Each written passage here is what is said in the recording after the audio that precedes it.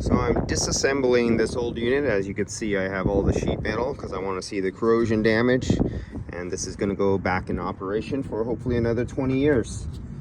This was a 2014 model that I installed at a different location that I've done videos on before. So I'm just looking at the corrosion, and if you notice way down here at the bottom, see where that thermistor is? Look way down there. See that bottom? Let's see if we could get it to focus and get clear. See that bottom copper, how that's all corroded in there? You see the rust?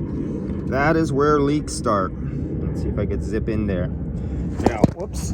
What I noticed about this unit here is it has pretty poor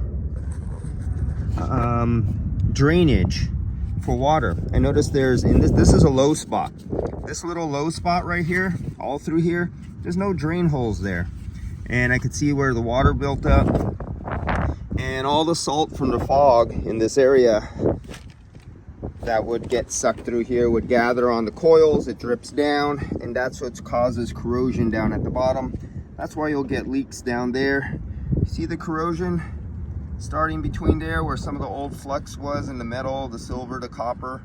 Those are those little tiny areas where it's common after so many years to get leaks, especially at the joints. And if you look really carefully, you'll see the corrosion on the aluminum. There you go. That's a good close-up of it.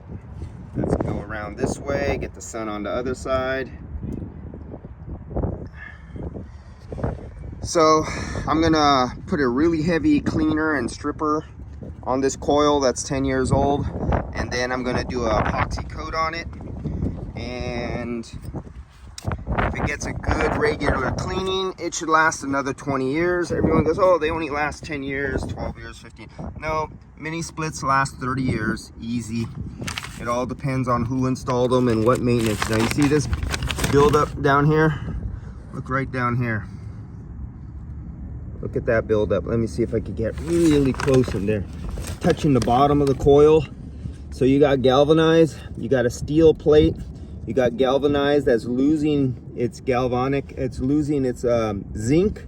So you have exposed oxidized steel, you have copper, and right over here you have aluminum right on the other side right there.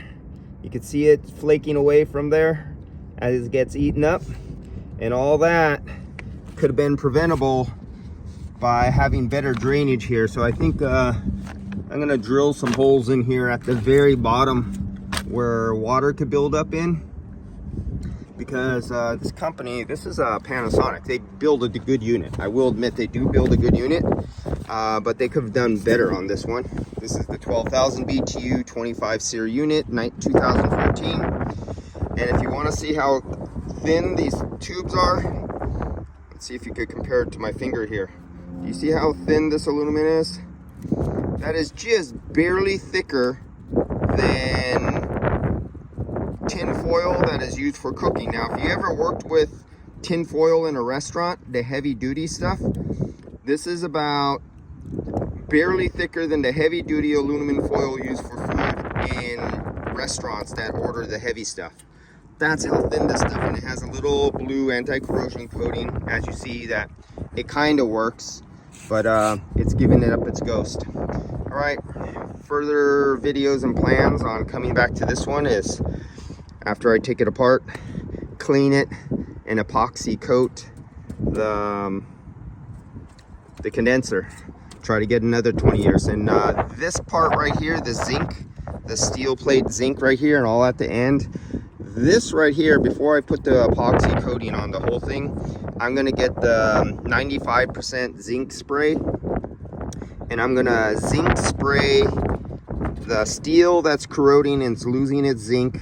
I'm gonna zinc spray these whole ends, the copper, everything, and right on this side I'm gonna get the zinc right down in between the fins, right up next there. It's gonna become like epoxied in zinc, and then I'll use the coil coat epoxy and go over the zinc and everything like that, and this will be encapsulated.